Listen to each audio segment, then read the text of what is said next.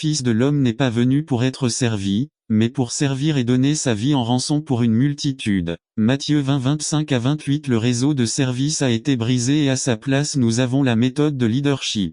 Nous sommes à court de serviteurs et nous avons de nombreux dirigeants. Notre professeur a remarqué que le réseau se brisait lorsque ses disciples se disputaient pour savoir qui serait le plus grand ou qu'un de mes fils soit à votre disposition main droite et l'autre à votre gauche. C'est pourquoi avec fermeté et rapidité, sa voix s'est élevée et a établi une grande différence entre les dirigeants du monde et les serviteurs de Dieu. Notre réseau de service a été brisé et au lieu de le réparer, nous avons acheté au système de ce monde le nouvel outil de leadership, passionnant et éblouissant. Si nous voulons réparer le renouvellement de la plénitude dans le service, nous devons comparer le réseau de service avec l'outil moderne de leadership. 10 principes de base du réseau de service. 1. Le serviteur existe pour servir le leader à servir. Je ne suis pas venu pour être servi, mais pour servir, c'est la sentence du Seigneur et des seigneurs et des rois des rois. Toute sa vie et son ministère ont été structurés selon ce modèle. Bien qu'il ait existé avec le même être de Dieu, il ne s'y est pas accroché, mais a renoncé à ce qui lui appartenait et a pris la nature de serviteur. Devenu comme tous les hommes et se présentant comme un homme ordinaire, il s'est humilié. Quand nous regardons les dirigeants politiques, syndicaux, commerciaux ou éducatifs de notre monde, nous constatons qu'au fond, ils cherchent tous à être servis, mais pas à servir. Il est très triste de constater que le réseau de service est brisé au sein de l'Église et nous sommes étonnés de voir combien de dirigeants nous avons en nous qui attendent d'être servis. Combien recherchent des postes clés parce qu'ils connaissent tous les avantages et privilèges que cela apporte. L'écrivain chrétien Tom Marshall a écrit: l'une des séductions à laquelle les serviteurs peuvent facilement succomber est d'utiliser le pouvoir et les choses auxquelles ils ont accès, à leurs fins personnelles. Très vite, cela inclut l'utilisation des gens à des fins égoïstes. La fin peut prendre la forme d'un gain monétaire ou matériel. Lorsque cela se produit, ceux qui font tout cela ont une chose en commun: ils sont des leaders de la satisfaction personnelle. Pendant que les brebis cherchent à être servies, les dirigeants oublient l'appel du Seigneur, qui a été, et sera le service. Ézéchiel, suivre ta voie. Peu importe où tu me dis d'aller. Ce n'est qu'en passant par le test que nous pouvons vérifier l'amour, la miséricorde et l'aide de Dieu dans nos vies. Dès comment Dieu peut-il être réel dans nos vies si nous ne faisons pas l'expérience de lui? N'attendez pas qu'il soit trop tard. Devenez membre de la chaîne Today et bénéficiez de réconfort et de soutien dans les moments difficiles. Cliquez sur le lien dans la description de la vidéo. Mardi 9 avril 2024, page 2. Imitateurs de Dieu résumé. La parole de Dieu nous exhorte à être des imitateurs de Dieu en tant que proches, tout comme le Fils imite le Père, ainsi nous devons imiter notre Père.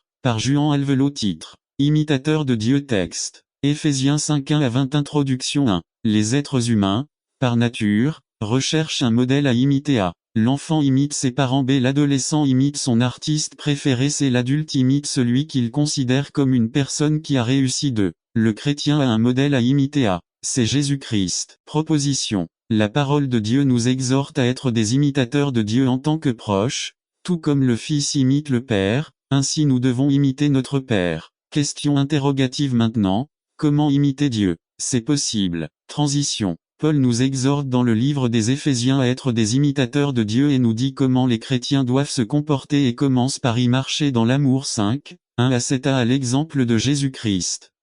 Jésus nous a certainement aimés et s'est donné pour nous deux. Il s'est offert à Dieu en offrande et en sacrifice à notre place. Que son exemple nous enseigne comment marcher dans l'amour. 1 Jean 13, 34 à 35. 1 Jean 3, 16 à 17. B. Avec un amour pur. 3 à 7. Je dis: notre amour doit être exempt de toute allusion à l'immoralité et à la cupidité. 5, 3, 2. Même les mots et les plaisanteries qui font allusion à l'immoralité ne devraient pas figurer dans le discours des saints mis à part pour Dieu. 5, 4.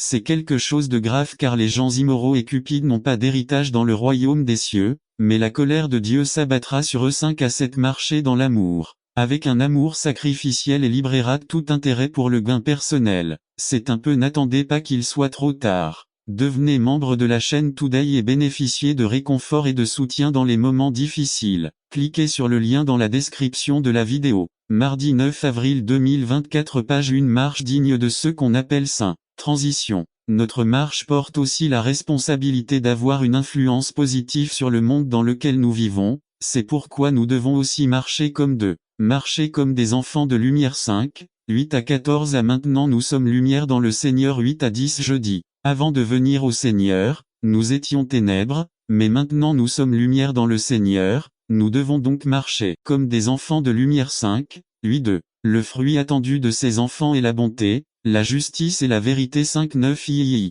En portant ces fruits, nous remplissons notre rôle de lumière dans ce monde en fournissant démontrant ce qui plaît à Dieu. F5, 10. Romains 12 1 à 2b. En tant que lumière, nous devons nécessairement exposer mettre en lumière les ténèbres 11 à 14 jeudi. Nous ne devons pas participer aux œuvres infructueuses des ténèbres 5, 11 2 mais nous devons les dénoncer 1. Les choses que nous devons dénoncer sont souvent si mauvaises qu'il est honteux d'en parler d'eux mais avec notre témoignage, marchant dans la lumière, avec notre témoignage et notre parole, nous pouvons par contraste exposer les œuvres des ténèbres d'où la nécessité d'être lumière au milieu des ténèbres. Cette lumière vient de Jésus-Christ 5, 14 2. Le Seigneur apporte la lumière à la vie de ceux qui étaient autrefois dans les ténèbres. Marcher en tant